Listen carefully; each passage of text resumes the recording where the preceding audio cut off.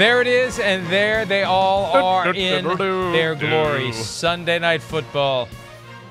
It's like 118 days away. I know that because every day somebody feels compelled to tell us how many days until football season starts. And I always do the old man get off my lawn rant of don't count your life away. Enjoy every single day as it comes. September will be here before you know it, and indeed it will. And it starts with the Lions at the Chiefs. Then that weekend, Sunday night, the Cowboys at the Giants. The G-Man. Again. There was a period of time when it was not. Dolphins at Patriots, another great one. And then we get toward the Chiefs at Jets. We talked about that one earlier. Just a lot of great games on Sunday Night Football, as always. Yeah. The NFL, it's not like, look, the NFL has a very strong incentive to have strong and attractive primetime games on broadcast TV. Sunday night, Monday night. And Sunday night is the only broadcast three-letter network for those games. It's primarily a cable package on Monday, and it's a streaming package on Thursday. So it's in the NFL's interest to put great games there, and they always have, and they always will. Those are great games and a great spot to get a big audience, and there's some great games to come, Chris. There's going to be great storylines every week, and then there's the flexing possibility for the back end, depending upon how the season goes. And we always know on paper, it looks one way. Once we start going 1 week at a time, one game at a time, it's going to unfold very differently. Yeah, well, that's right. But like early season schedule, we can feel comfortable with that, and that's where I look at those first 7 weeks and just go, wow. I mean, we got the Chiefs twice out of the first 4 weeks there. We got the Cowboys twice out of the first 5 weeks. The Giants 2 out of the first 6 weeks, right? We got that marquee Cowboys 49ers game in week 5. There's just I couldn't be more pumped about our schedule. Really, I mean that first weekend is exciting, and everything else along with it there early on in the year definitely looks like it's like we're guaranteed of some good matchups there at least early on. Well, I mean there is not that I would refrain from saying. Good Lord! If there Steelers was a game at on Raiders there is the only one that you look at to go. Why? Well, but why would you even? Yeah, that one's even close. But it's Steelers Raiders. I know. That's what I'm saying. Steelers Raiders is always a good game. Right. It's a great rivalry. It's the same mantra in two different organizations. No, I'm with you. I'm just saying that's the one that you might look at and go, it doesn't quite have the same type of team or star power there. But yeah, for me and you, traditional NFL people, yeah. Steelers at Raiders is freaking awesome. The Week 6 game, the Giants at the Bills, the Brian Daboll homecoming back to Buffalo. Battle in New York. That's the time of the year where one or both of those teams could be getting a little desperate depending upon what happens. And we're going to talk later about this Giants schedule. Maybe John Mara shouldn't have complained so much about late season Thursday night flexing. We'll talk about that later in the program. But they may be getting closer and closer to the end of the road as it relates to how many losses you can rack up before you're just done.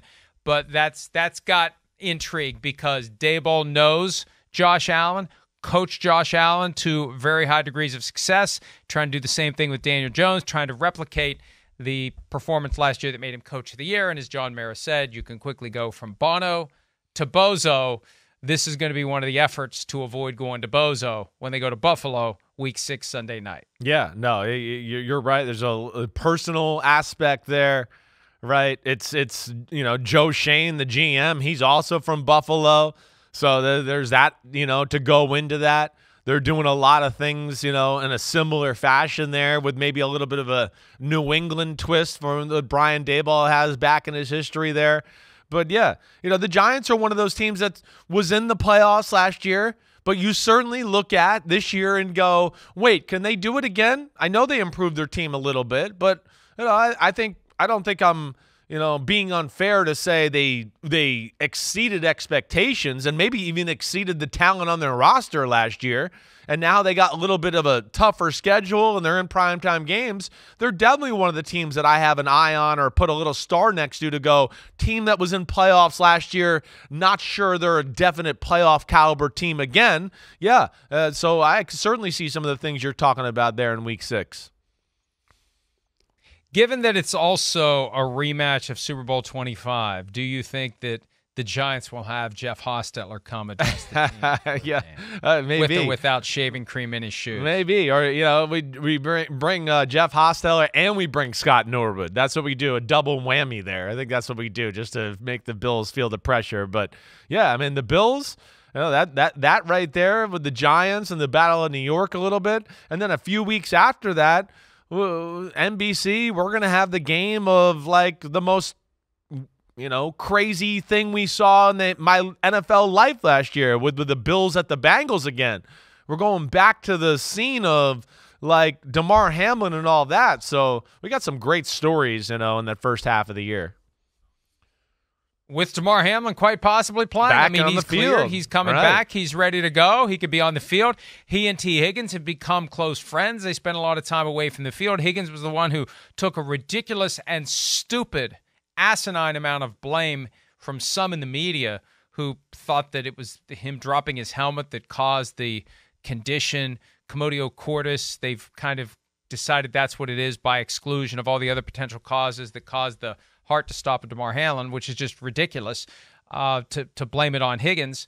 But the layers and the levels and the storylines, and we finally get to see those teams square off in Cincinnati. We saw it in Buffalo in the playoffs last year, and it didn't go well for the Bills.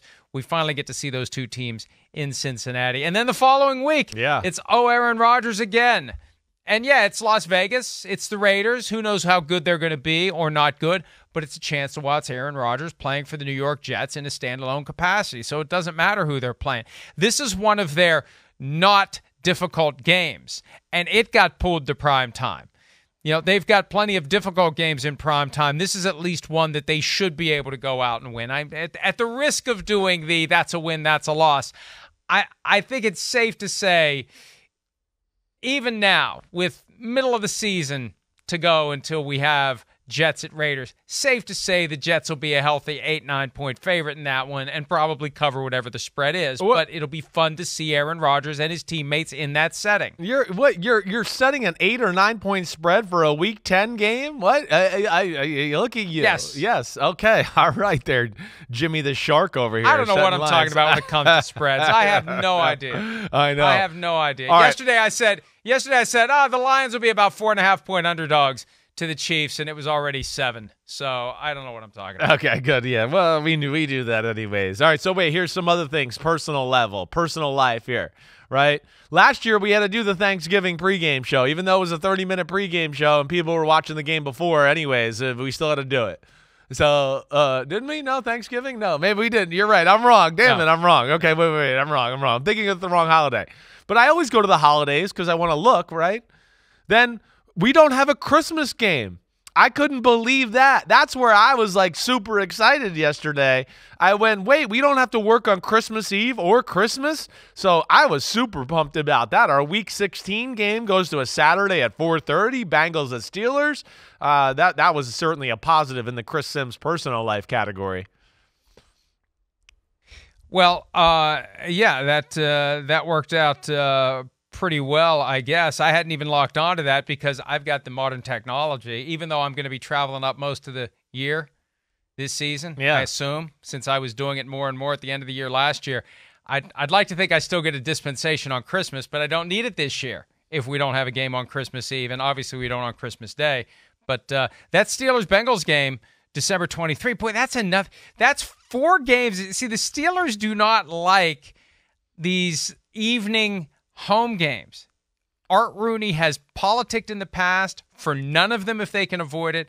They've now got 3 night games this year at home, and then they've got this 4:30 p.m. Eastern game on the 23rd of December, which is basically a night game. When it's late December, it's going to be dark 5 minutes into the game. So be careful what you ask for if you're an NFL team, because sometimes you're going to get the exact opposite, but that'll still be a great game. Bengals-Steelers, I mean, it's always a great game when the Bengals go to Pittsburgh. Definitely. I would think, hey, that's a weekend. Everybody's got a long weekend. I could see where, the working man on Thursday night or Sunday night or Monday night, it's hard to go, wait, I'm going to stay there and, have beers and stay at a game till 1 in the morning and get home around then and get up and go to work, to where, that could be tough, for the lunch pail crowd, for sure. I hear that. So, hopefully this fits the right way, but I'm super excited about that. Our schedule's awesome. There's two things that are not great about our schedule. I specifically look at week 11 and week 17. Those 2 weeks right there, we could have done better in those games, week 11 and week 17, but I'll deal with them for now. Can you see them, old man? Can you see week 11 and week 17? Do you got to squint a little harder there? Do you know what I'm talking about? You get my joke yet? Yeah, I get your joke. The week 17 game can still be flexed out. So good. That's right. That's all I wanted to hear. I hope we flex out of that crap. I don't want to hear you and the Vikings talk. So there is, I was confused for a second. There is a Christmas Eve game. It's just another NFL Network game like last year when it was the Raiders at the Steelers. It's going to be the Patriots at the Broncos on Christmas Eve, 8:15 p.m. Eastern on NFL Network. See, that they used to avoid that. They used to avoid, or at least minimize Christmas. They would avoid a Christmas Eve night game. Right. They've now realized all these people are together in houses all across the country. Let's give them something to watch on TV. Even if they're not paying the same level of attention that they would for a normal standalone primetime game, it's on TV. They're all home. Inevitably, one of the people is going to be a football fan. That's the thing. You get 20 people in a house, anywhere between 10 and 20, depending upon the size of the family. One. At least one is going to be enough of a football fan to commandeer the remote and put the game on. The NFL has figured that out. It's been that way forever with Thanksgiving. They've figured it out now for Christmas Eve. They've figured it out for Christmas Day. And I'm amazed it took that long for them to figure it out.